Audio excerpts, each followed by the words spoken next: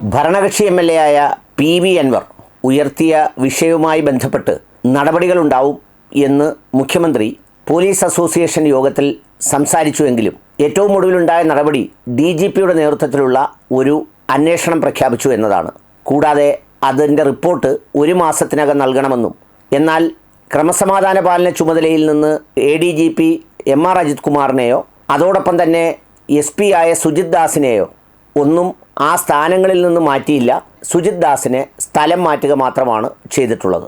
ഏതായാലും ഇപ്പോൾ മാധ്യമങ്ങളിലും എല്ലായിടങ്ങളിലും അതിൻ്റെ ചർച്ചയാണ് നടക്കുന്നത്. മുഖ്യമന്ത്രി സംരക്ഷിക്കുന്നു എന്നുള്ള തരത്തിലാണ് വാർത്തകൾ ഇപ്പോൾ പുറത്തു വന്നുകൊണ്ടിരിക്കുന്നത്. PV അൻവർ MLA ഉയർത്തിവിട്ട ആരോപണം അത് വളരെ ശക്തമായി തെളിവുകളുടെ അടിസ്ഥാനത്തിലെന്ന പേരിൽ അദ്ദേഹം നടത്തിയ ചില വെളിപ്പെടുത്തലുകൾ, അതുമായി ബന്ധപ്പെട്ട ശബ്ദരേഖകൾ ഒക്കെ പുറത്തുവിട്ടതിനെ തുടർന്ന് അതെല്ലാം വളരെ സമഗ്രമായി അന്വേഷിക്കുമെന്നും അതിന്മേൽ നടപടി ഉണ്ടാകും എന്ന തരത്തിലൊക്കെയായിരുന്നു കഴിഞ്ഞ ദിവസം ആദ്യ മണിക്കൂറിൽ വാർത്തകൾ പുറത്തു വന്നത്. മുഖ്യമന്ത്രിയാകട്ടെ പോലീസ് അസോസിയേഷൻ യോഗത്തിൽ എന്തെങ്കിലും വീഴ്ചകൾ വന്നിട്ടുള്ളവർ തിക്തഫലം അനുഭവിക്കുമെന്നുമൊക്കെ പറഞ്ഞപ്പോൾ പോലീസുകാരാകെയും കയ്യടിയോടെയൊക്കെയാണ് സ്വീകരിച്ചത്. എന്നാൽ രാത്രിയോടുകൂടി അതിനെ സംബന്ധിച്ച തീരുമാനം പുറത്തു വന്നത് ഇങ്ങനെയാണ്. DGPയുടെ നേതൃത്വത്തിലുള്ള 5 ഉന്നത ഉദ്യോഗസ്ഥർ ഈ ആരോപണങ്ങളെ സംബന്ധിച്ച് വിശദമായി അന്വേഷിക്കും.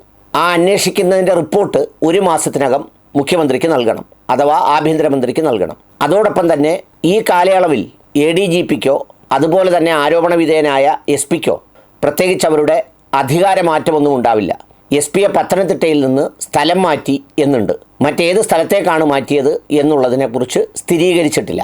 എന്നാൽ ക്രമസമാധാനത്തിൻ്റെ ചുമതല ഈ പറയുന്ന ADGP തന്നെ തുടർന്നും നിർവഹിക്കുമെന്നുള്ളതാണ് ഇതുവരെയുള്ള റിപ്പോർട്ട്. അതിനെ വിശകലനം ചെയ്തുകൊണ്ടാണ് മാധ്യമപ്രവർത്തകർ അല്ലെങ്കിൽ അനാലിസിസുകാർ ഒക്കെയും പറയുന്നത് മുഖ്യമന്ത്രി ഇവരെ സംരക്ഷിക്കാൻ തീരുമാനിച്ചു എന്ന തരത്തിൽ.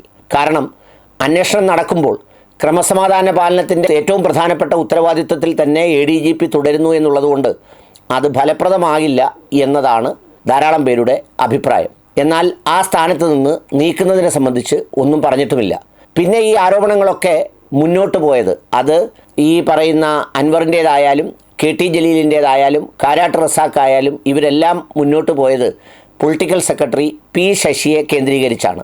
എന്നാൽ ശശിയെ സംബന്ധിച്ചിടത്തോളം അദ്ദേഹത്തിൻ്റെ സ്ഥാനമാറ്റത്തെക്കുറിച്ചോ ഒഴിവാക്കലിനെക്കുറിച്ചോ എന്തെങ്കിലും തരത്തിൽ ഒരു തീരുമാനവും ഉണ്ടായിട്ടുമില്ല. ഏതായാലും അങ്ങനെയാണ് ഇപ്പോഴത്തെ സ്ഥിതിവിശേഷം നിൽക്കുന്നത്.